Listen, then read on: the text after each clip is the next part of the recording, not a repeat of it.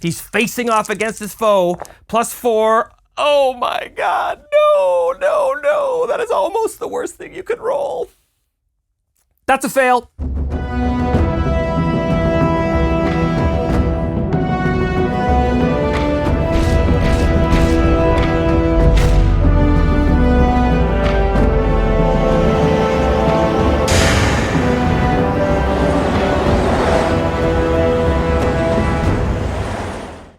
Well, hello and welcome back once again to Me, Myself, and Die. I am, as always, your intrepid GM, host, and player, Trevor Devall. Thanks so much for joining, and if you want to help the show, please do hit like and subscribe. And if you want to help support the show on Patreon, there's a link for that below, as well as the Drive-Thru RPG links through which you can procure the game supplements that I have used in the series. When last we left on Kalapunki, he had freed the people of Bleakhall, the mining village, from the depredations of Tahir, the warlord, the bandit leader, who was a half-giant, and in a rather amazing display of competence, Arn gutted Tahir, and rescued Thorhilder's son, brought him back with the rest of the caravan's silver. A total success, a very unusual thing. But now it is time for Arn to leave Bleakhall behind, because he stands at the base of the mountain slopes that leads up to the ancient tower he can see now in the mountains. The storms of winter are rolling in, and he has very little time to spare. He said his final farewell to the folk of Bleakhall, and he sets out. He trudges his way through the blowing snow and the howling winds. After half a day's travel, he realizes that he is going to have to make himself a camp and recover, because he's not yet fully recuperated from his battle with Tahir and the bandits. On the side of the mountain, looking for perhaps a small cave or an overhang of rock or something he can, some place he can protect himself from the winds and the blowing snow. He's going to roll plus supply, so he is fully supplied. He's at +5 at the moment. This is plus supply, which is +5, and he's going to roll a Oh, okay. Well, that is a failure on the make camp. And I have an idea as to what the price is. Arn has tried to find a decent place to camp, but the side of the mountain is inhospitable at best. There are no safe havens on the mountainside, only long channels in the rock that serve to funnel the wind and the snow, the very worst of the storm, directly towards him. The mountain itself seems to be striving to prevent his ascent, and as much as he tries to find a decent place to build a campfire and to take some rest and to recuperate, he is unable to do so. The day is not yet out, but it is beginning to grow dark, so this puts us at around 4 o'clock, maybe 4 o'clock, 5 o'clock in the afternoon. Up this far north, in the wintertime, the daylight dies early. As he is making his way up the side of the slope, having tried to make and abandoned a small campfire, and as he climbs up the slopes, the icy snow-covered slopes, he just turns for a second and looks past him and looks from where he came from. And he can see in the blowing snow that there is a figure there approaching. He stops, he looks, he puts his hand in front of his face, desperately trying to make out any details in this oncoming blizzard. As the figure gets closer, begins to climb up the slope, he realizes that the figure is walking with a strange, almost shuffling gait. The figure's having a difficult time navigating some of the more steep areas, but onwards the figure comes. He thinks of calling out, but then thinks better of it. A, because he doesn't know who this is, could be a danger to him, and B, calling out might actually cause some sort of avalanche. Certainly he has had experience with avalanches in the past, in the recent past even. So he does not call out, but he waits. But just to be sure, he pulls his bow and prepares an arrow and just kind of tries to take a vantage point in the crook of this large cliff face here. And as he sees the figure approach, he sees that it's a man. Long, scraggly hair, long, scraggly gray beard. Looks to be an older man. And as the man approaches, Arn can now, through the snow, he can see the details of the face. He realizes, he recognizes this man, but this man should not be here. This man should not be anywhere. Thorbjorn? How is this possible? Thorbjorn, the old man who led him and Ormir to the island of the Husk all those many, many months ago. Thorbjorn, who Arn watched die under the waves of the underground waterway. Thorbjorn, who now looks at Arn with hideous, almost icy blue-green eyes, who walks with a strange, hesitant, shuffling gait, and Thorbjorn's corpse, animated by some fell power, raises its finger and points at Arn. Its mouth opens and a hideous, monstrous, otherworldly, croaking cry issues forth from it, echoing across the cliff faces. And from behind Thorbjorn steps another figure, still obscured in snow. This figure begins to move quite quickly now up the slopes towards Arn, and as he sees past the animated corpse of Thorbjorn, he sees someone or something that he has never actually laid eyes on. But it is someone who has been hunting Arn all of these months. It is what was once a man with long, flowing hair, clean-shaven face, skin as hard as steel, and this thing, this husk of a man, looks up, sees Arn. Give me back my spear. Well, Hogvindil has finally come for Arn. That which has pursued Arn all this way has finally found its way past the avalanche, being guided by Thorbjorn, who knew Arn's face, and even in death still remembers Arn's face. The husk, its withered flesh and black eyes, clawed fingernails extending. The husk issues forth a horrifying wail. The dreadful wail chills Arn to his bones, and he must endure stress. Hogvindil is a formidable foe, which means that right away Arn must endure 3 spirit. Boom, which puts him down to 2. Right away, and he must endure stress.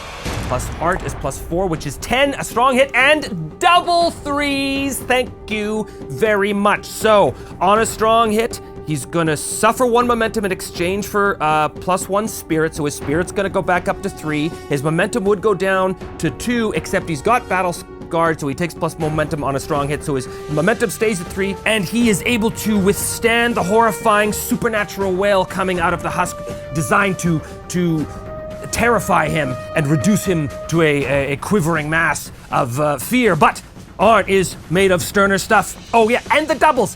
What do the doubles mean? What opportunity?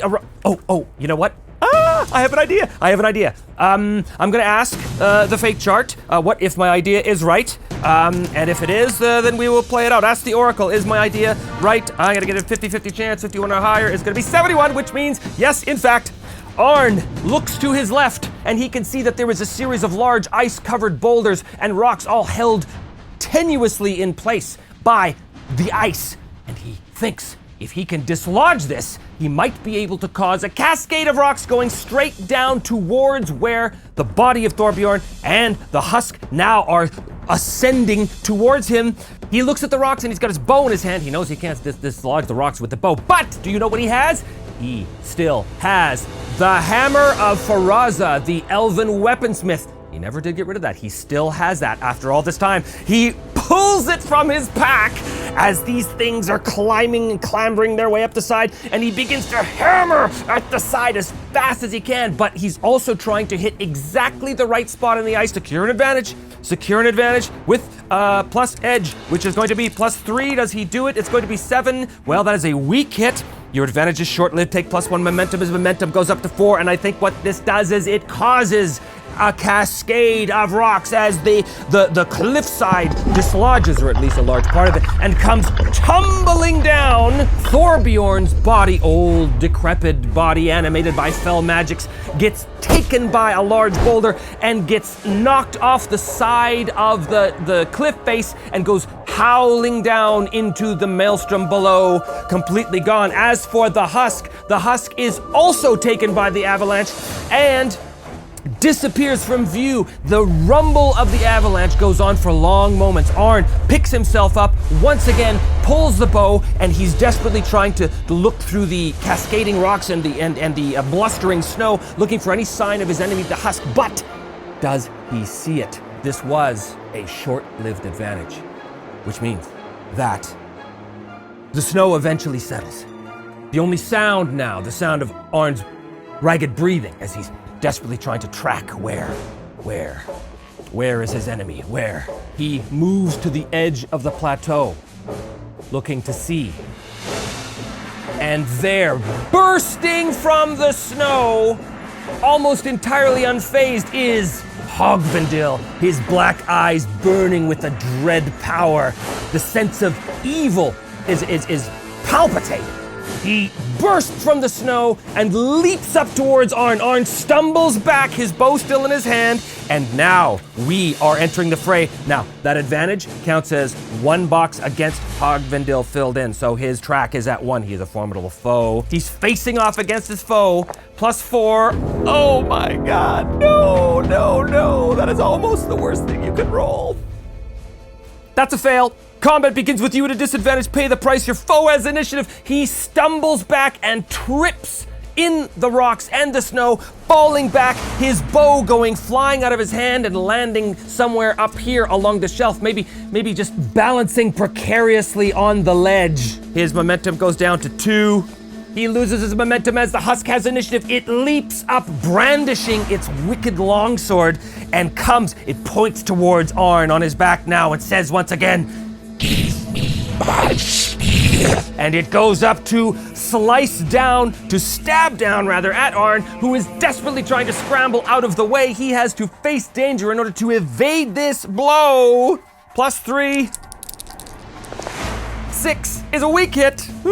I think he catches a piece of it. I think he leaps out of the way, but the blade of Hogvendil slices down into his leg, his maimed leg. Ooh.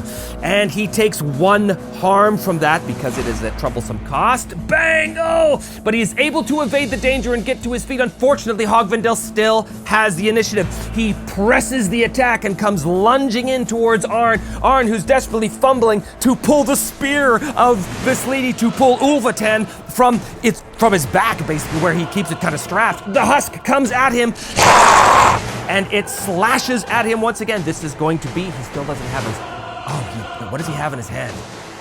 He's got nothing in his hand.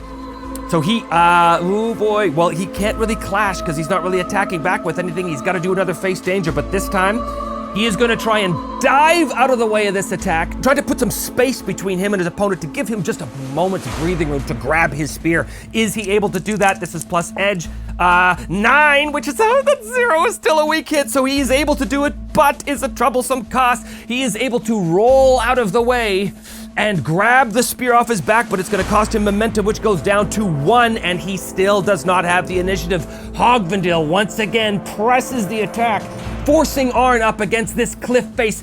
The snow blowing, the wind howling. Hogvendil goes to drive the blade towards Arn, and now this is a clash because he does not have initiative. This is plus iron. This is going to be an 8, again with the 10. Weak hit, inflict your harm, but pay the price. The foe still has the initiative. The good news is that he is able to inflict 2 more harm onto Hogvendil, so that puts him up to 3.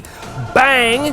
But then pay the price. What is the price? He's going to suffer 40. Is the current situation worsens? The current situation worsens. How could the situation be any worse? Let's find out. How? Action and theme. 96. Communicate. 71. Momentum, communicate, momentum. Yeah, he is pushed up against the edge of this cliff. He is so busy trying not to be pushed off the edge of the cliff now. In fact, the only thing that's preventing him from being pushed off the edge of the cliff is that Hogvendil wants that spear. And if he pushes Arn off the edge of the cliff, that's going to be very bad. So it worsens. His momentum goes down to -1. -1 momentum. This is very, very bad, and Hogvendil is trying to essentially maneuver Arn. So basically, Arn has to do a face danger now. This is plus iron. This is gonna be a 7, which is a strong hit. Finally, face danger. Take +1 momentum. His momentum goes up to 0. And he gets a strong hit, which means he seizes the initiative. And at that moment, as Hogvendil is trying to maneuver him around, I think Arn does leap around, forcing Hogvendil to the edge of that precipice.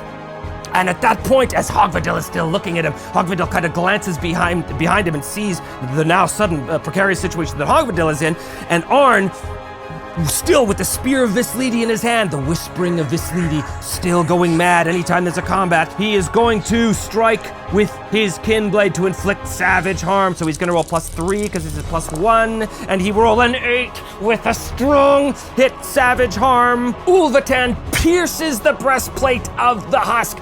His eyes go wide, not with pain because he can't really feel pain, but the imminent sense of his own demise. Perhaps he has underestimated this fierce northerner after all. And as the blade goes in, he pushes the Husk towards the edge. He must endure stress, but before he does, we're gonna try something. We are going to try and end the fight. He's got 7s. That is a weak hit. Which means Arn drives Ulvatan into the Husk. He clutches the spear as he's dangling precipitously over the edge of this cliff right there. Arn looks at him and says, "This is not your spear. It is mine." And he puts a boot on his chest and he shoves the Husk's body off of the spear, causing him to go careening down into oblivion. Arn pulls the blade back. He has defeated the Husk, but there is a consequence to pay for his weak hit. What that consequence is may reveal itself later. We shall see. But for now, the Husk has been defeated. Arn must endure stress, for the mad whispering of Visleedy is strong in his ears, strong in his mind. And then he rolls plus heart. He's gonna get a 9, which is a strong hit, and he is battle scarred.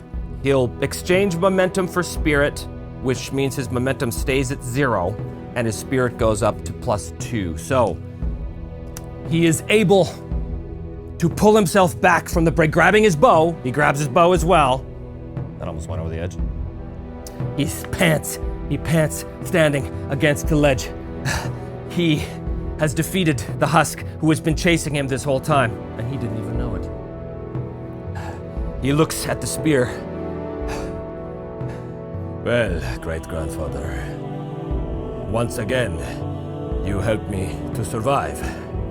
How many more times will I be able to survive drawing upon your power? And he turns, trying to gather his resolve, and proceeds up the slopes of the mountain even further. And as he goes, now still looking for a place to camp. The hours go by and the late afternoon turns into night. The wind is still howling, the snow is still blowing, and he is going to try another attempt to make camp, for he is further wounded now. The piercing of the Husk's longsword in his maimed leg has left a nasty gash, and he's going to have to try and heal that up. In fact, that is something he can do right now.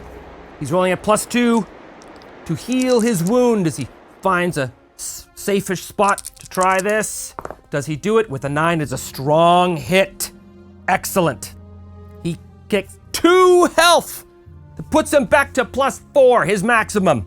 He has healed himself. It is time to once again to try and make camp. Plus supply. His supply is still at 5, which is really good. So that's an 8. Oh, weak hit. Well, he's gonna take, oh boy, I think he's gonna take spirit. He's gonna go up to +3. So he finds a place to camp. He kindles a small fire, which provides little heat or warmth, but just enough to buoy his flagging spirits after all that has happened to him. And he sets off again on his journey. And as he makes his way up the slope, under the star-filled night sky, the moon beaming down eerily with its full silvery light, the mad whisperings of Visleedy once again begin to emanate from Ulvatan. But this time, the sound is different. This time, instead of violence and death and the usual things that Visleedy is constantly whispering into Arn's mind, it's almost as though it's a memory. As Veslidi draws closer to the tower and the source of his purpose, which is the dragon Thaugalos, the lair of the dragon, Veslidi begins to disgorge his own memories into Arn's mind, and Arn now sees through the eyes of Veslidi. Veslidi is now trudging up the mountainside. A storm is still blowing all around him, but as Arn, through Veslidi's eyes, looks in front of him, he can see that there is a set of footprints in the snow, quickly being blown away by the wind, but a set of footprints nonetheless that Arn, Veslidi, is following. And as Arn looks up through the eyes of his grandfather, he sees in front of him a figure, the back of a figure. Difficult to make out the details, but it seems that Veslidi, in the memory, is being led up the mountainside by another, whose tracks he follows. This other figure, no more than a few paces in front of him, clearly not an enemy, clearly a traveling companion. And Arn breaks out of the vision, his mind, his senses, his own, restored. He pulls the spear out again, looking at it. What secrets are you trying to tell me, grandfather? The night carries on. Arn travels as far as he can, but the wind is blowing and howling.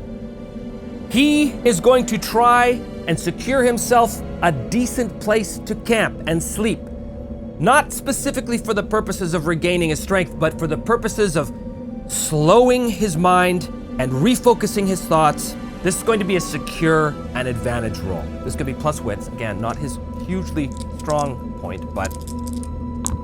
Oh, well, okay, still a weak hit. Still just a weak hit. He can take +1 momentum, so his momentum goes up to +1. He basically waits out the night. What's the weather doing? Is it getting worse? I think it's likely the weather's getting worse. Is it getting worse? 33 on 21, yes. So it is getting worse. Oh, and look at this. That's doubles on the Oracle chart. So that means that something happens, a random event of some sort. What is it? 33, again 33, which is aid. 11, look at all these doubles, 3 in a row. Aid leader. The question was, does the storm continue unabated? The answer is yes.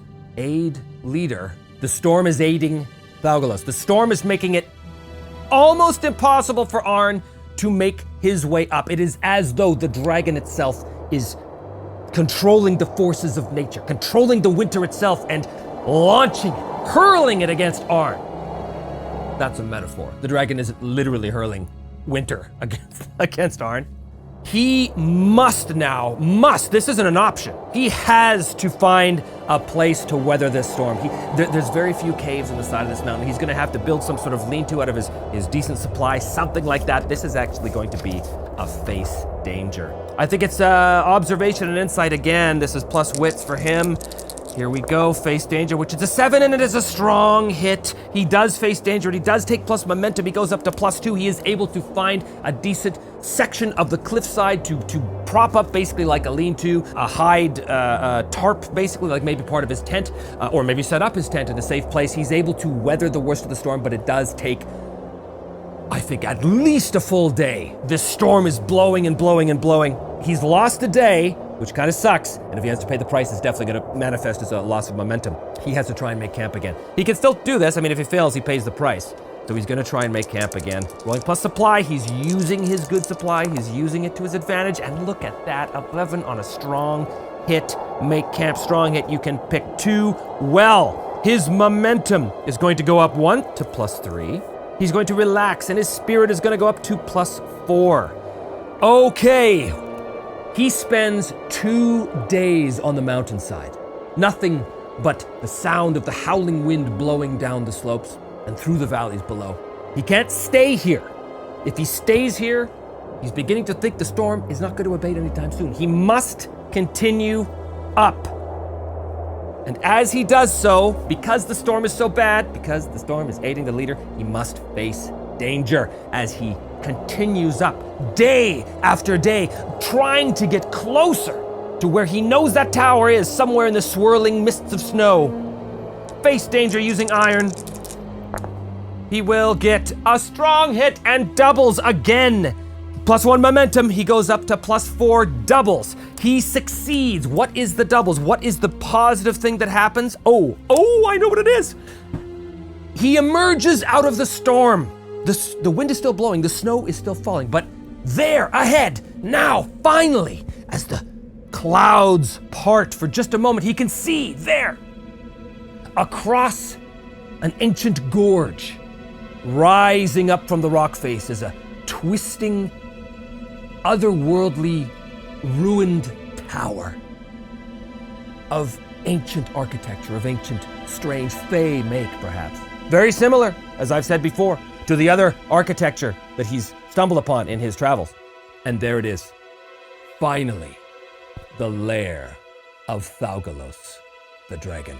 His destination reached at long last.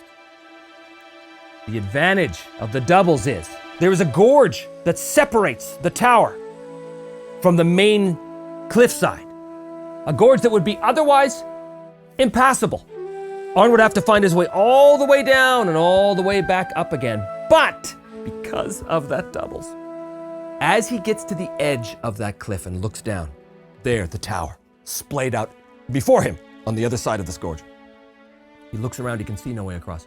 But then, as he looks down into the gorge, he can see there is what appears to be a very cleverly concealed bridge of the same elven architecture that the tower seems to be. It is just below, and it is almost impossible to see. You'd have to know exactly where to look, but luckily, these are all doubles. This must be some ancient secret escape or access way to the tower that the elves must have built. But you can only see it from a certain angle, and he just happens to be seeing it. He knows that this is the way across. He's pulled himself down. It's not a difficult climb. In fact, there's a series of ancient cut stone steps winding their way back and forth in the rock face. Again, also elven construction, clearly. He stands at the end, one end of this graceful, arching bridge. And Veslidi once again begins to whisper. And again, it is not the whisperings of violence or hatred or death. It is the whisperings of a memory. As he looks, he now once again can see through the eyes of Veslidi. Veslidi, who himself once stood on this very bridge, having found it himself. Or was it his companion that found the bridge? His companion, who through Veslidi's eyes Arn now sees, almost like a spectral dream. He sees in front of him this companion moving forward with a strange, lithe grace. The figure still facing dead ahead towards the cliff face where the tower rises from. Just puts its hand up and gestures invitingly for Veslidi to follow. And then the vision is gone, and Arn looks up, steels himself, and puts a single foot on the graceful, delicate-seeming stone bridge that leads to the far side. He has taken his literal first step on the last leg of his quest. For there in that tower lies not only Thaugalos the dragon, but whatever secrets old Veslidi was hiding now seems to be whispered to Arn's very mind by Veslidi himself. What are those secrets? What will they reveal? What will happen to Arn Kalapunki? That you will have to tune in next time to find out. Thank you so much for joining me, and do not forget to hit like and subscribe. And if you want to help support the show on Patreon, there is a link for that, as well as a link to the Drive-Thru RPG product guide below. Thanks for joining me, and we will see you next time on Me, Myself,